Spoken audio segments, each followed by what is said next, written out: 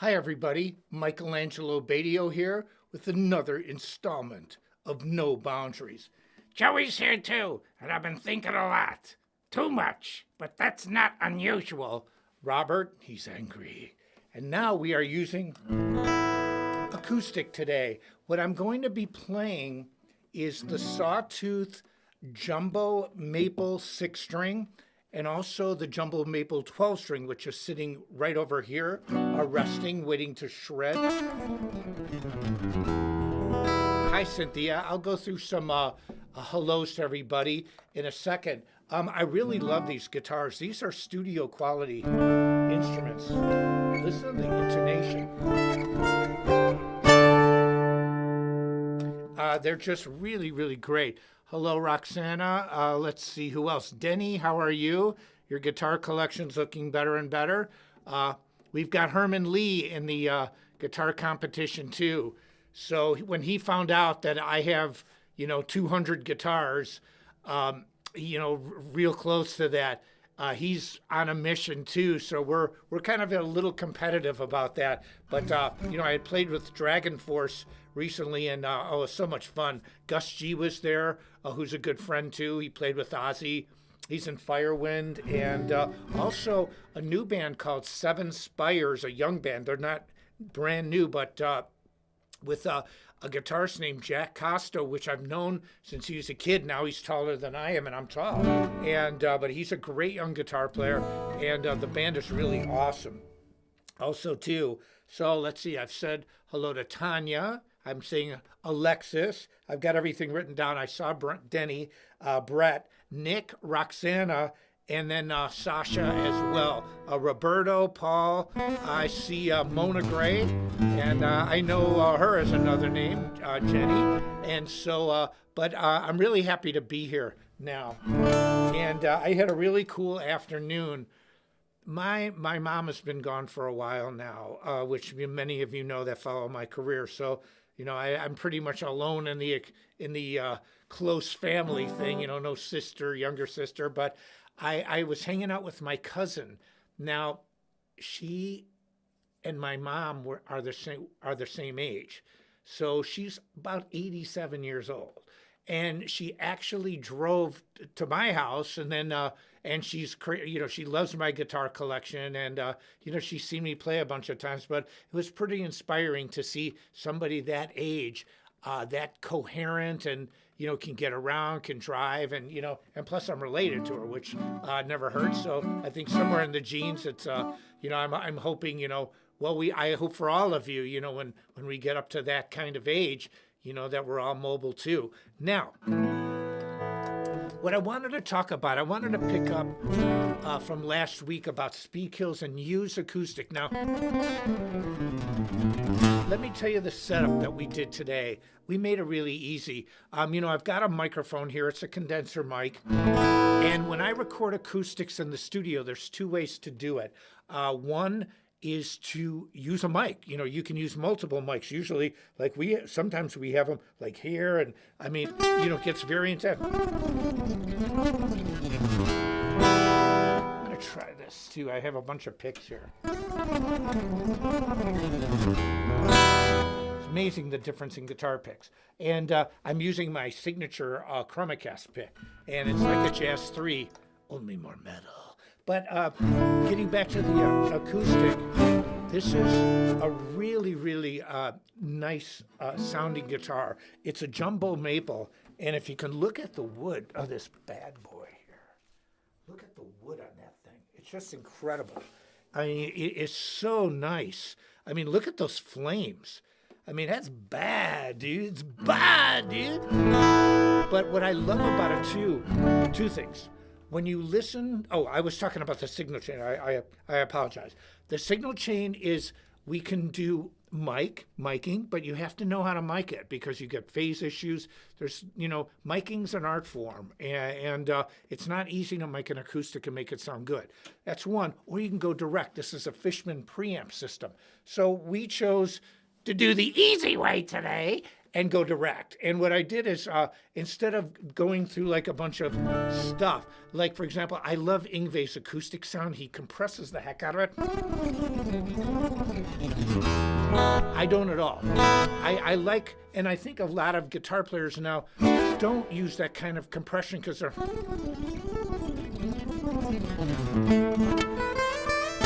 It's just a normal, natural sound. But what we did is once we plugged it in, then I added a reverb on the DAW system. And, you know, it's not anything special. It's not some lexicon or anything, just one that's stock in the program. And so I have a direct acoustic. You're hearing a little bit of it through the condenser as well. So you get a little bit of both. But it just made it easier for the live stream. So this is how we're going to play this. Now, when I play acoustic, I love to do, you know,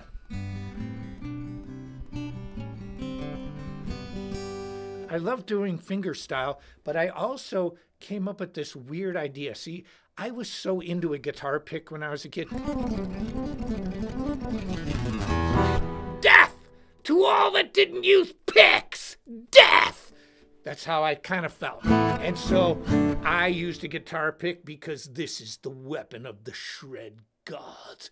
In the heavens, the gods said, let there be picks, pointy, stiff, and this is what you will use to slay in the realm of the shred lords. And so I thought to myself, I like guitar picks. And I didn't want to, you know, when I was in college, they offered classical guitar, and this is the reason I didn't play classical guitar. And I was a jaded, you know, 19, 20, 21-year-old, and then turned 22 when I graduated. I used to see these guys, and it's mostly guys at that time. You know, it's a lot different world when I was going to school than it is today. And they're on those little footstools and they're playing it.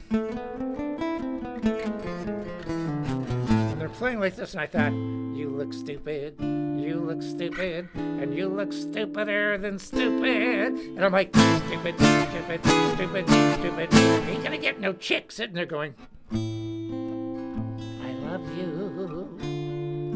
I have so much feeling in my playing.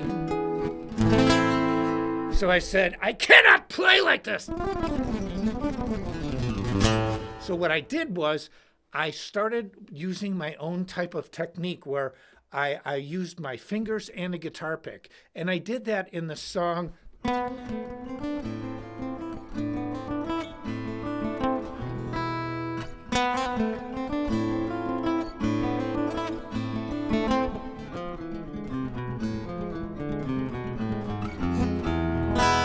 called A New Day.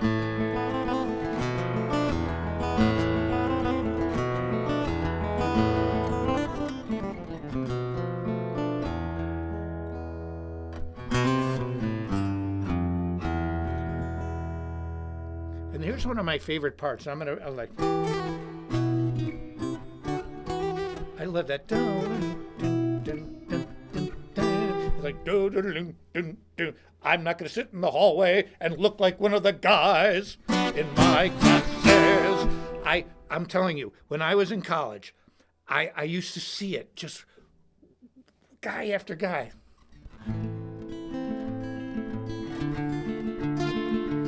You know, they're like, I couldn't deal with it. I couldn't handle it. And so it was just a look. And, you know, call me vapid. Call me, call me a lot of things. But I just said, and the other thing was my picking technique was really down. And so, but I love playing acoustic guitar. Now, what does this have to do with today's lesson? Because I wanted to talk a little bit more about speed kills because, you know, I really am proud of what I've done on instructional programs. And I'm proud of what Doug Marks has done too, because he really does outstanding lessons and the highest quality lessons. And one of the things that I love about playing acoustic, especially using a guitar pick, because, you know, a lot of times...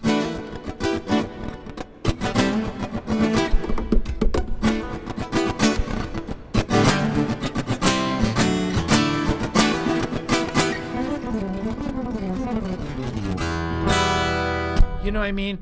It sounds like, there's so much going on today. And believe me, I love that style. But there's something still that's one of the hardest things to do on guitar, alternate pick.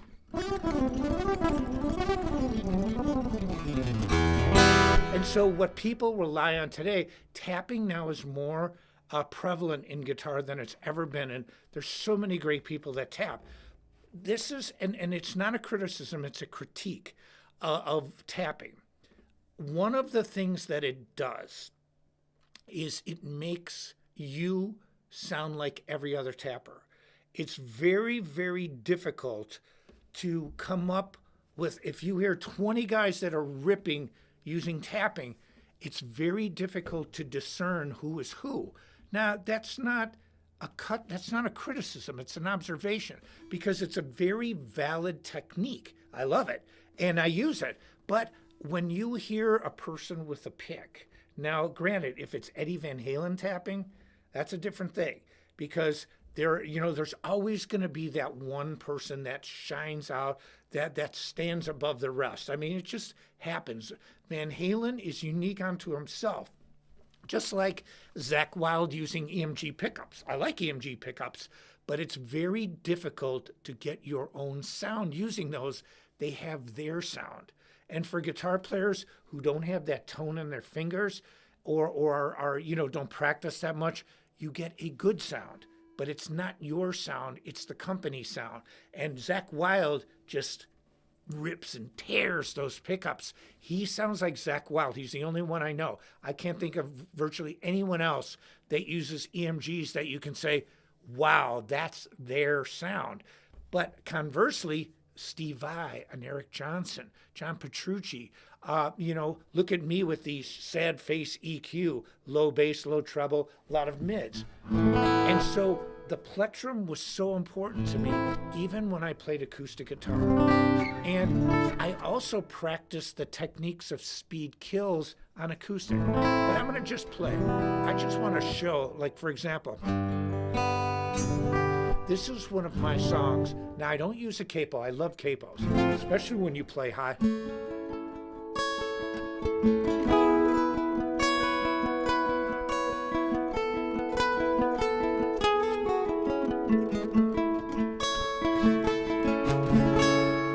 I mean, listen how in tune that is. It's just a beautiful acoustic. And I've tuned a concert pitch too.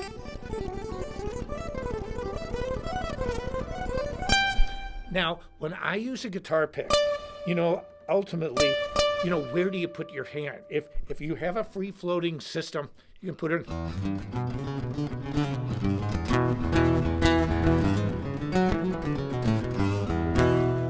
Okay, so I don't know what somebody's saying. But anyway, I was reading a couple of comments, but I'm not going to comment because I don't know the whole story. But I know the whole story on these acoustics. I've been playing acoustic guitar for a long time. I've written a lot of songs on acoustic when I was in Nitro.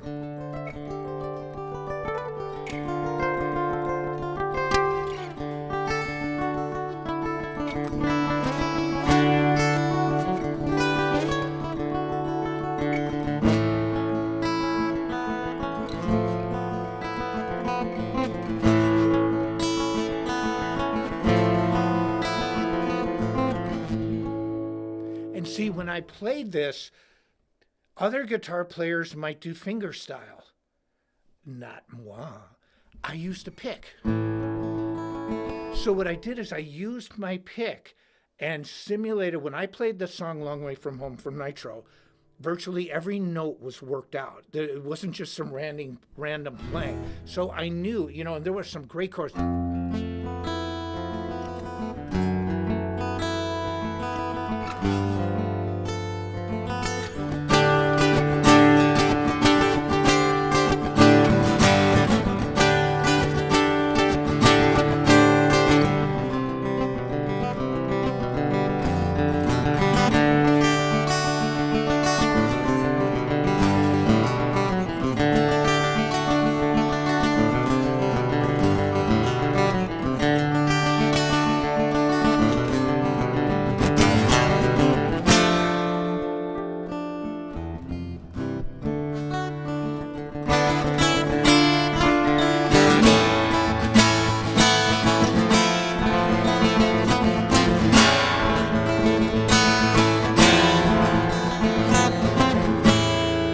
get a lot of expression. Somebody asked what gauge strings do I use on acoustic. These are 11s, so I don't remember the bottom string, maybe a 50, 46, something like that, but the first string is an 11. On electric, I like 9 to 42s. Sometimes I use 10 to 46s if it's really dropped. But so you get this just beautiful sound. And I'm not telling everybody to play like Mikey, but what I'm saying is that I was so much of my style relies on the plectrum. And just because tapping and everything is in vogue right now, I think they are useful tools. But you also have to ask yourself, who are you? What are you? What do you do? So as much as I love to tap, I love to use the plectrum. And so I've incorporated that in my style across the board. And so I'm not really trying to compete against other guitar players that tap and use the guitar, and I think they're amazing. I'm just trying to be the best MAB I can be. But when you heard that song Long Way From Home, like,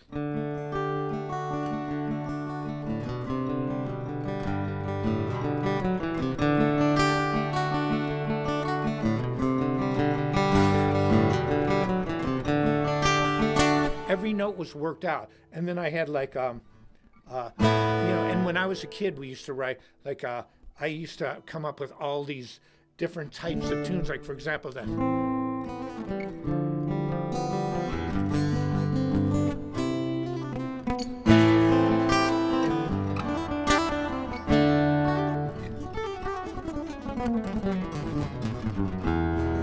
A New Day, that.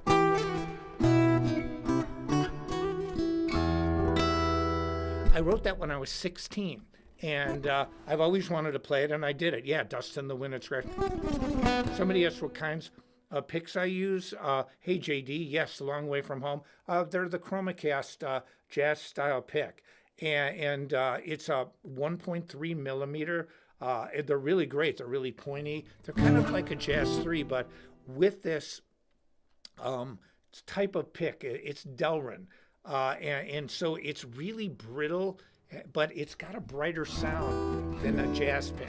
And so it's made for a little more metal.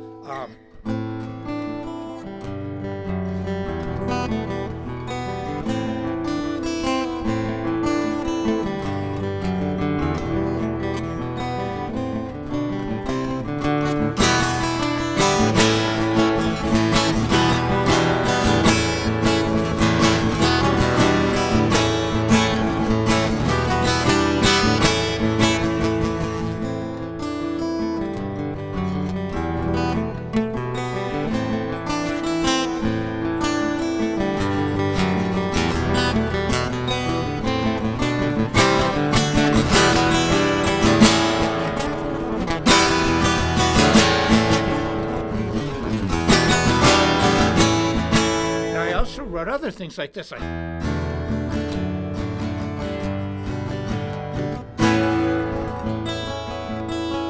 in 5/4 time.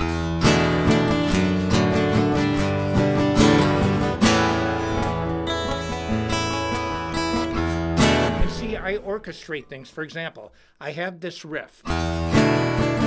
It's on a song of mine on the album Intermezzo, and it's called I Pray the Lord. And I got the idea from Mr. Vai and how he had, For the Love of God. So I thought, well, I can do that too. And I like God. And so what I thought was to come up with this idea of really melodic. And if you listen to some of my later solo albums, like the early days, I always had the overdrive on, and believe me, I'm not trying to cut down myself, because I wrote No Boundaries like that and a lot of other really good songs. But I find as I've gotten older, I have a lot of breaks, and it's almost jarring. And so I'll stop just right in the middle of like, and I like it, but it creates space. I mean, it's like nobody sings like, and keeps going and going and going, unless you're Jim Gillette. He can do that. But what I found when I wrote my own music and used acoustic, I just gravitated, again, I just used my strength, and my strength is Robert. And it's to use this pick. And I've done so many sessions over the years, TV commercials, radio commercials, jingles, different companies. And one of the things that they really liked about the sound of my guitar is when I played acoustic using a pick.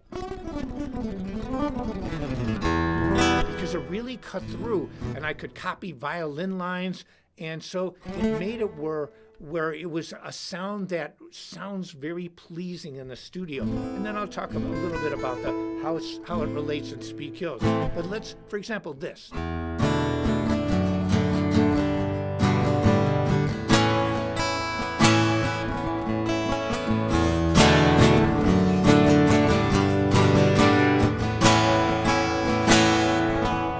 Then underneath it, I had the bass line.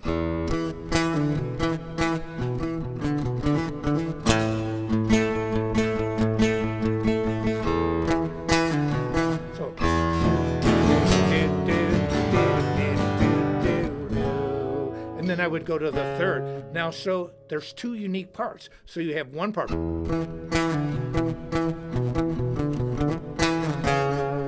And then, somebody says only Chris Impellitteri does these. Well, evidently not. Okay, so then above that, I have a melody going.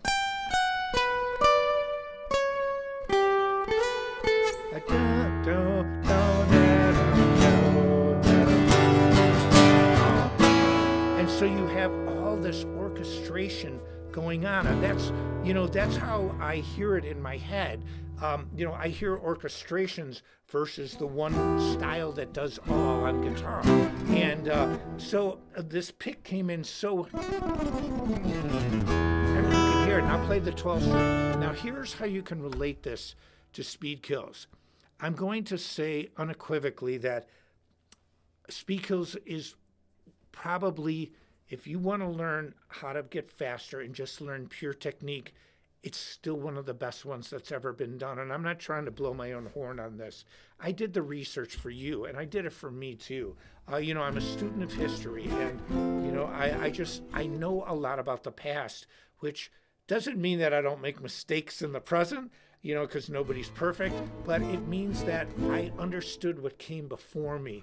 And I also realized too that, criticisms from, the pundits, it's never worked in the past, and it doesn't work today. That doesn't mean that people don't make valid observations, because, like, for example, when I did one of my programs, Tribute to Randy, I didn't turn the Marshall stacks on because I didn't use them. I had a little combo amp. It was a 212 Marshall, I think it was called 65 or 120. It was a 212 Marshall amp. It was a valve state. And I had it off to the side, but I figured, man, these stacks are going to blow my brains out. I actually did Tribute to Randy right where I'm sitting now. The amps were behind me. And it was just, I'm not going to use Marshall stacks to, a meter behind me and blow my own brains out. There's other ways to kill yourself. And so, but what I did was I put the amp off to the side. Well, a lot of people noticed that. And I'm like, fair observation, bro, and broettes. So, yes, that's my politically correct term for today. It's gender non-specific. It's broette. Yes, you're a bro, but what kind of bro are you? I don't know. You're a bro or you're an et. I don't know. So we just cover all the bases. So anyway, and I don't want to be political because politics has nothing to do with music. It has nothing to do with me going. But what I do is I practice the exercises in Speed Kills. For example, in Speed Kills, short exercises. I've talked about this before, but I cannot, if I said it a million times, I need to say it 1,000,001. You work on short exercises to increase your technique and your playing dexterity. And so I haven't used those two words together, but really that's what it is. It is dexterity. It's being able to, balance on guitar, to put your hands together in sync. And so just something like this.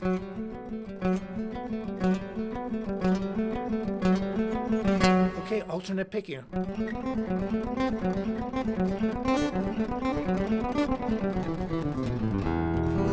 Bro dude are non-gender. No, not bro dude, that's two guys. Broette. Male, female. Okay, so. And so when I practice this. Now, I position my fingers on the guitar. A lot of guitar players don't, but there's two disciplines, and about half do, half don't.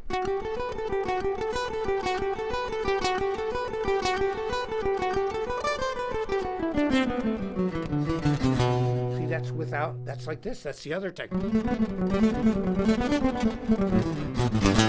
But so I love this way of playing.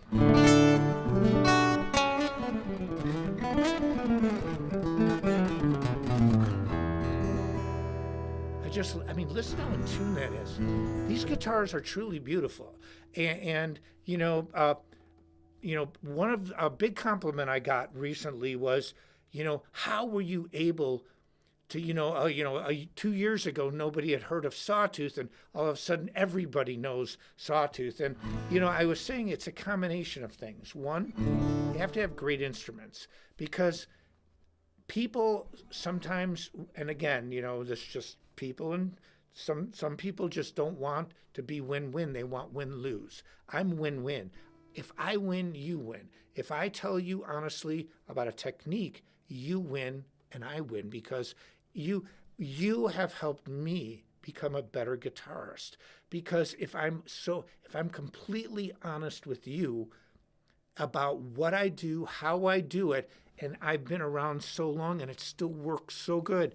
You know how much I practiced today? I didn't practice at all. I couldn't. I had my, elderly, octogenarian cousin over all afternoon, and we were just talking about a lot of stuff and looking at guitars. And I mean, she knows a lot about my mom, and, when they were kids, they grew up together. They were like sisters. They were close cousins, and it was, so, it's fun. We talk about the past. We were talking about everything from World War II, because she was a little girl in World War II, and how it equated, with all this stuff going on in the world today. It was just really interesting and fun. And because she's a family member, she is my second cousin. Okay. So, it's a close relative, but her and my mom were here, and I'm here related to her.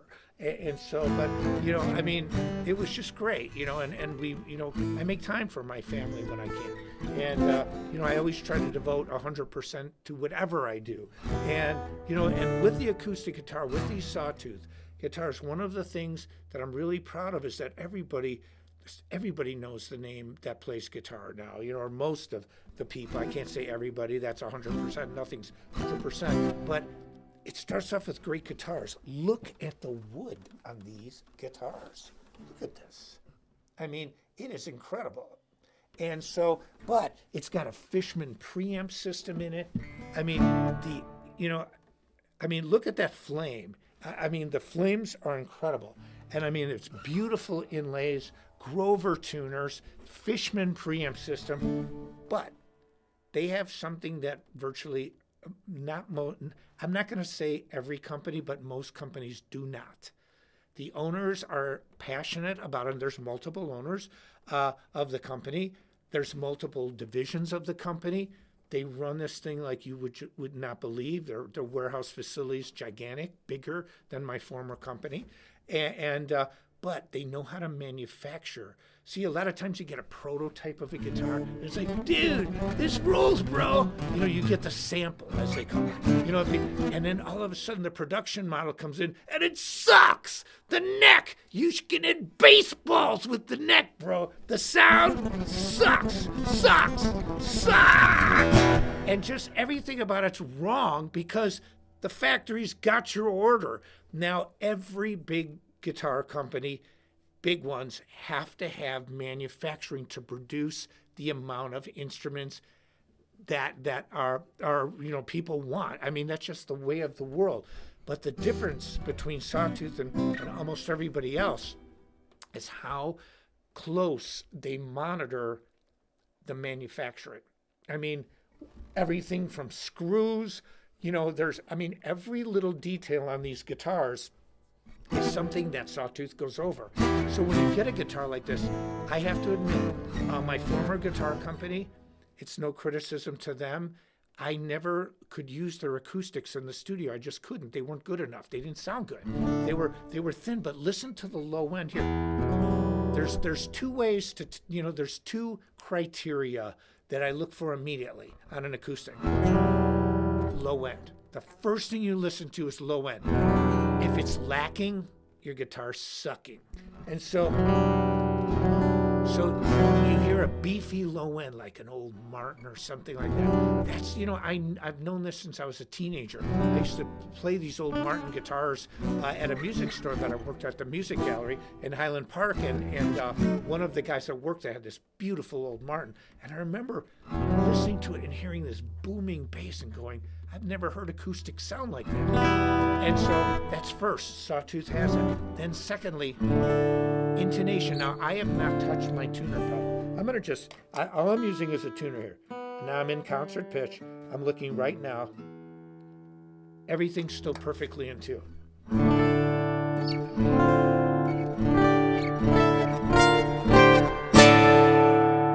And so when you get intonation like that, you know they're manufacturing it correctly. And so you have low end and you have intonation. Those are the first two things I look for, because sound can be manipulated. I can add a little more bass, a little more treble. Although it won't make it sound amazing, I can make it sound good. But if you have that low end and you have intonation and you add tone to it, you have the trifecta of wrath, the trifecta of death. I'm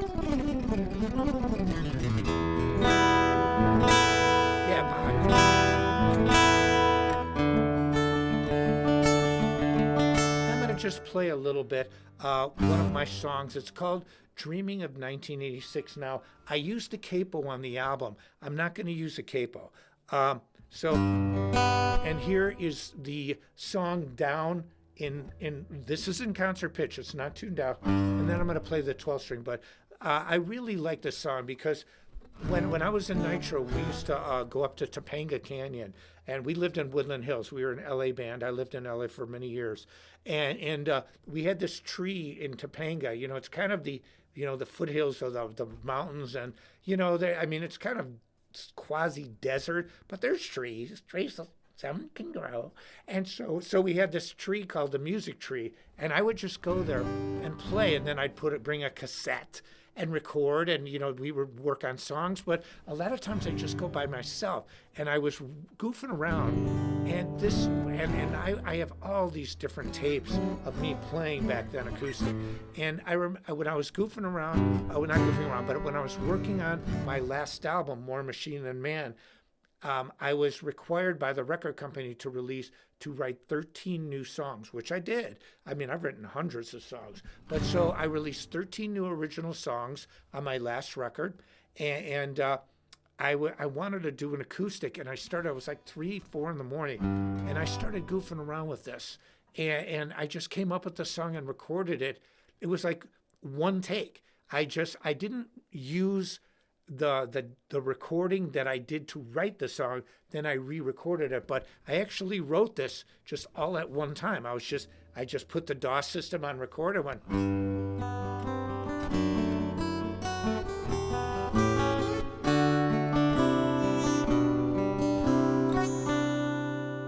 So it goes like.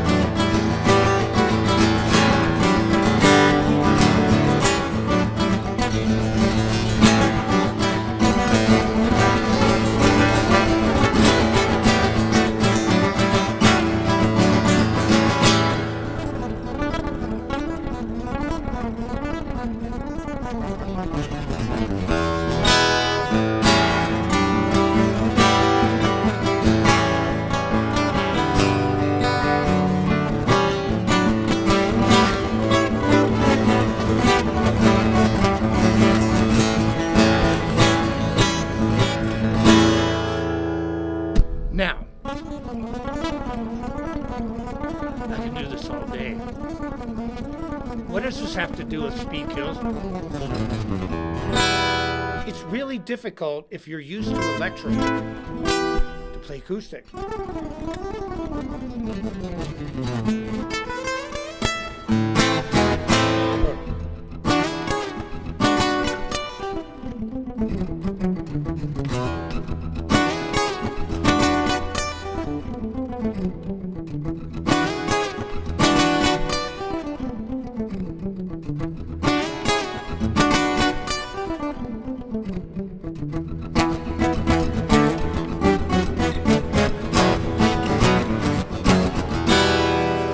So it's just got a beautiful sound, and I'm using the pick in an acoustic format, but I'm still using the techniques that I taught on Speed Kills.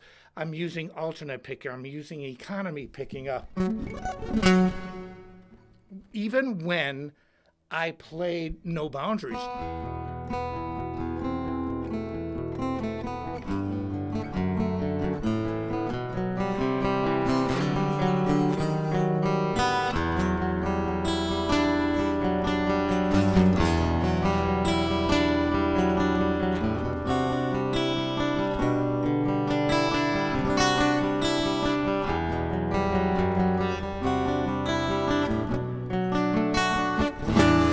Said play Voodoo Child.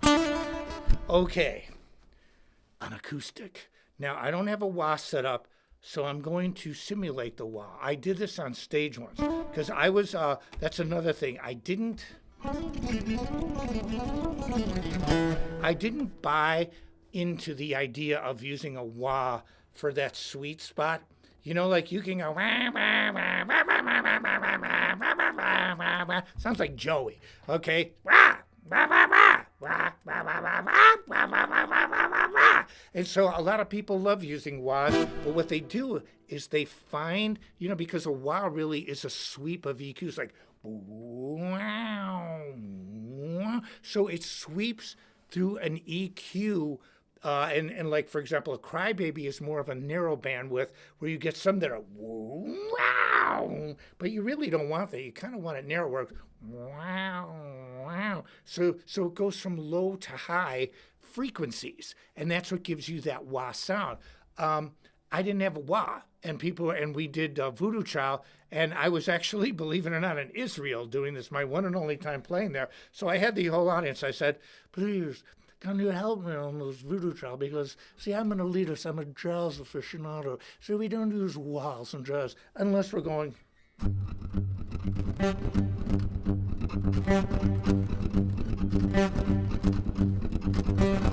Who's the sex machine with all the chicks? Shaft. Can you dig it?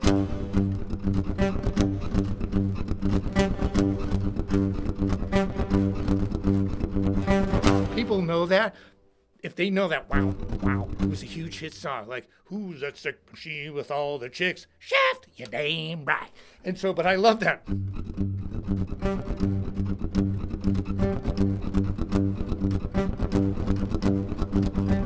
I had to play that song in high school, and I'm like, I had really long hair, and I looked like a girl. And I tried to grow sideburns, but I only had 3 hairs sticking out, but they were long, and so I used to try and make the most of them. And so, but I used to play that, and I had this old Fender fuzz wah. One thing you press fuzz, it actually says fuzz. I've got one upstairs in my pedal collection, my vintage. I have a lot of cool vintage pedals. The other one says wah, and it had the wah up and down and a volume pedal. It had fuzz, wah, and volume that scooped this way. It was bad. And so I'm like, now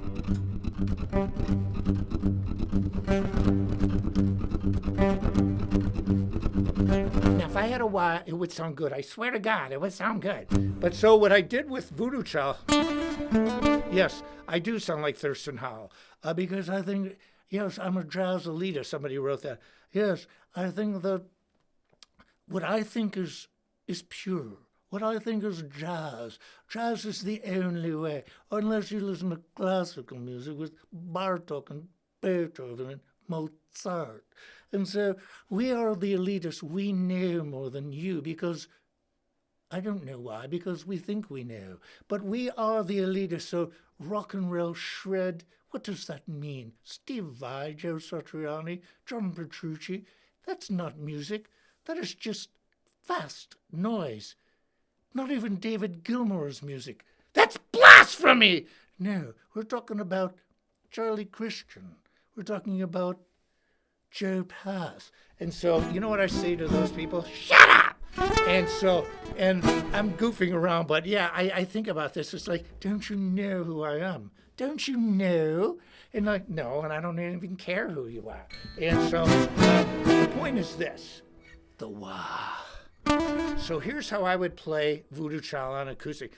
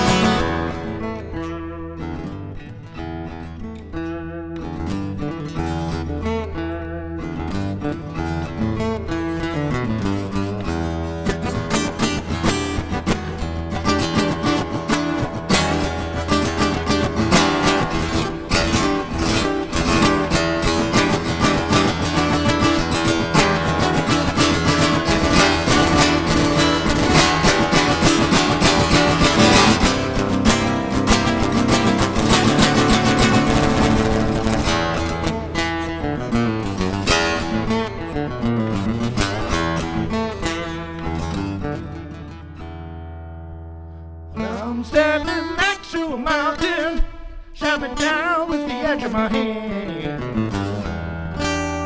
I love that song.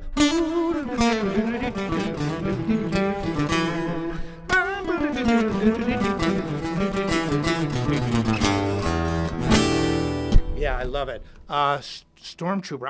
I don't know Nugent solo, but I know.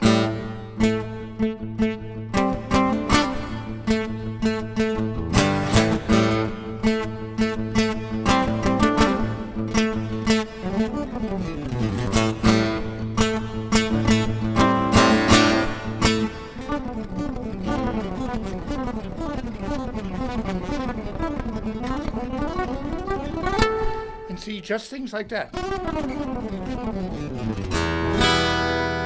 Now I'm going to switch to 12 string. It's time to bring out, okay.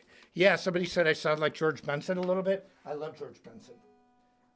He's one of my all-time favorite guitar players, and I got to meet him. And so we were on a first-class flight. I have over 1 million miles on a United Airlines, so I'm a lifetime status flyer. It's actually 1.2 million. And believe it or not, that's not even close to, other people that have 5, 10 million albums.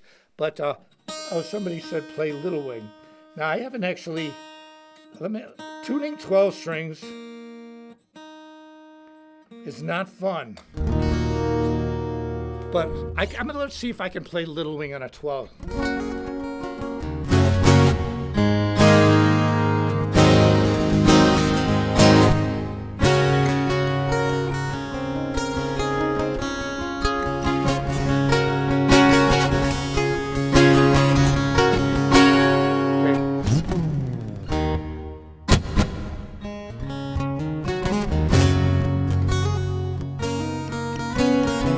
Try it one more time. Okay, I have to think because I'm reading this. Here we go.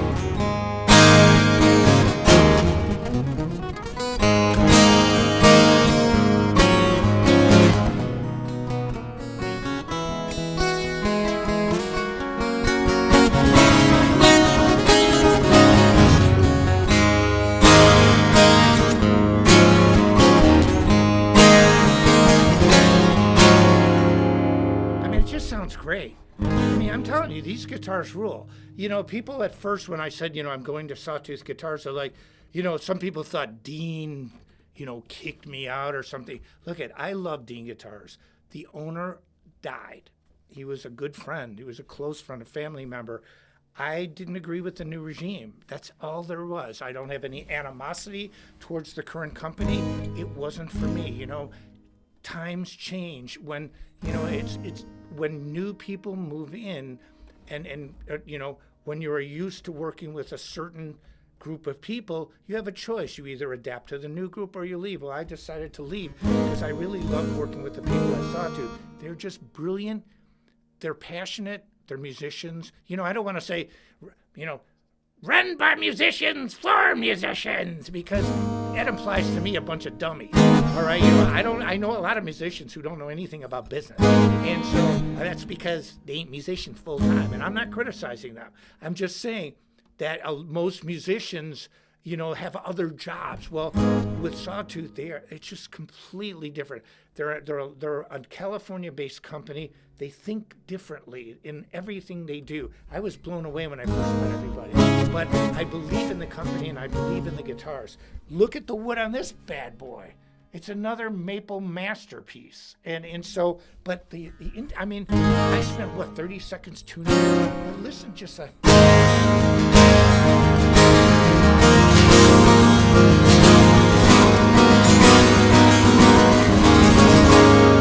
I wrote a song when I was at that music tree in Topanga Canyon. It went like this. I used a little bit of it in 1986, but...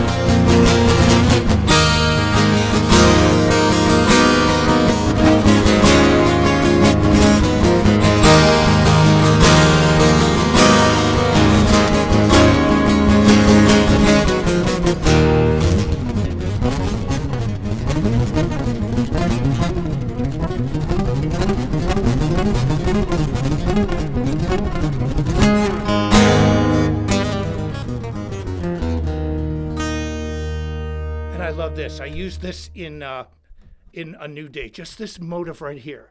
You can take A New Day and listen to 20 unique motives. I mean, just think of that. You're looking at a TV commercial and wine comes up. Iago Sangria. Provocative, yet not overbearing. And so, or this. Another motive, or I went at the, I loved that.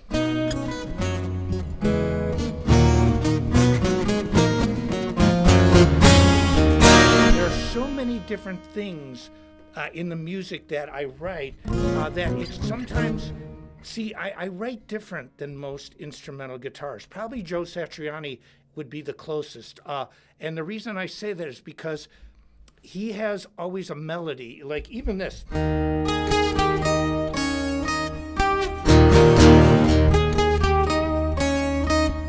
Now, I wrote that with a great guitarist of one of my best friends named Mark McNally. That's actually a riff that he came up with, and then I embellished that and created 8 Pillars of Steel. And you know, and I work with just great people and really talented. But one of the things that I do when I write is I have like a verse, pre-chorus, chorus, but my solo sections, I just love to go off. And you know, Rainforest is a perfect example. You know, I mean, you know. And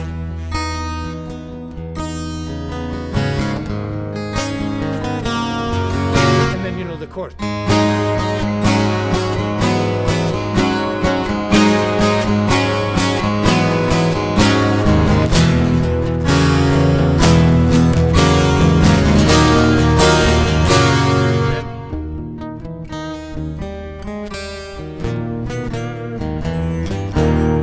this solo section.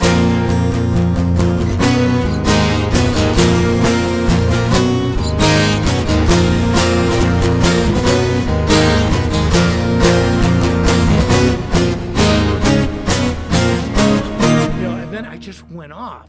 And so I like to write like that. So my music is different because a lot of times, and I love instrumental music and guitar music. A lot of times guitar players will look at a verse and a chorus and it's almost like an exercise, which I think is amazing. I don't hear it like that. I hear songs, even my instrumental music, like for example, full force on, like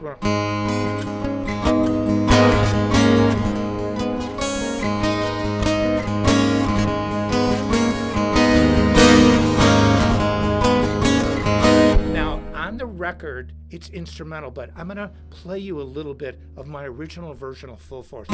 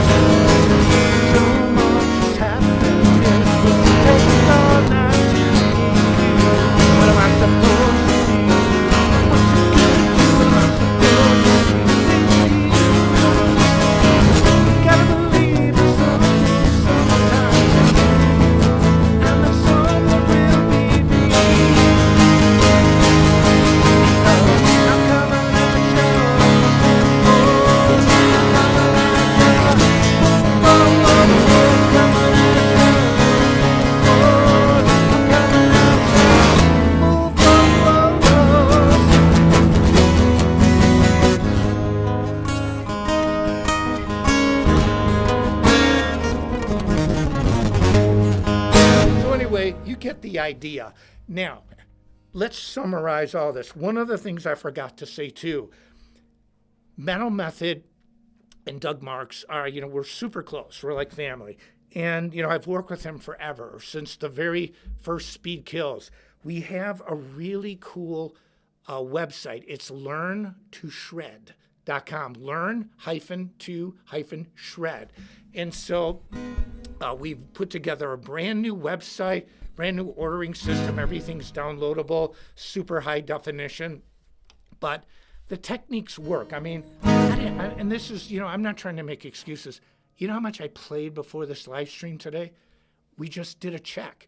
I didn't get a chance to practice. I was hanging out with my octogenarian second cousin, and she's amazing, and listening to stories of the family, because, a lot of people are in hard times right now. And, it's a very volatile world, but she was talking to me. Her family had what's called a dry goods store, and it was in business for like 60 years. And she was telling me about World War II, about, they were kids and they were rationing everything, and that her dad used to write down things that he gave to his different customers in case they came and tried to order too much. Like, how people hoard nowadays? Like when COVID, they hoarded everything. My relatives wouldn't allow that. They said they actually wrote down what people got so they could distribute it to everybody, that somebody didn't come in and order and buy 20 shirts where nobody had any shirts. It was just really cool. And it just puts things in perspective for me. Like, we're always in volatile times on this planet. I mean, if we were 100 years ago, what, the Civil War, was that cool? Or the 100-Year War in Europe? Or the Black Plague? Well, that's pretty metal, bro, so that might have been kind of cool. But the point is that, it's how you deal with it. And what I do is I just play music. I get immersed in it, and, I stay positive, and I just truly believe that things will get better. And I love playing sawtooth guitars. And I love working with Metal Method. Also, too, I just released the ET hybrid playthrough. And it's on my YouTube page. It's also, you can find it on the Sawtooth YouTube page too, but it's really killer.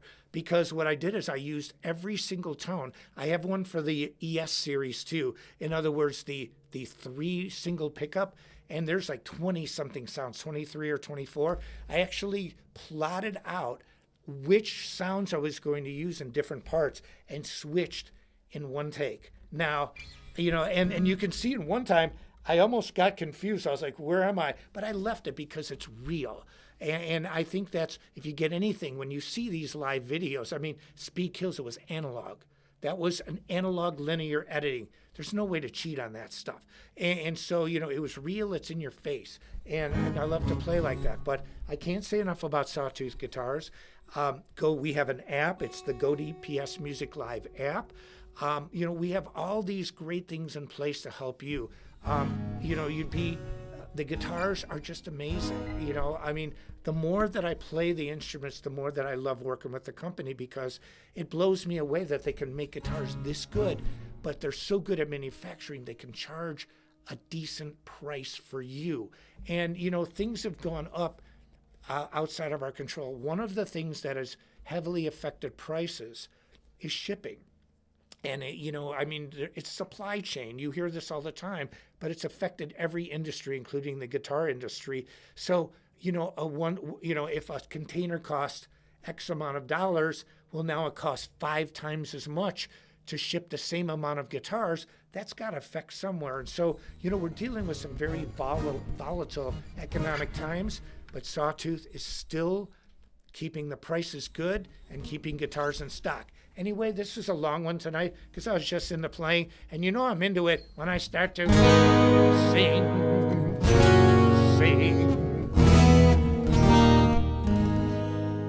Thank you very much for Joey, yes, Robert, and Michelangelo Badio. See ya.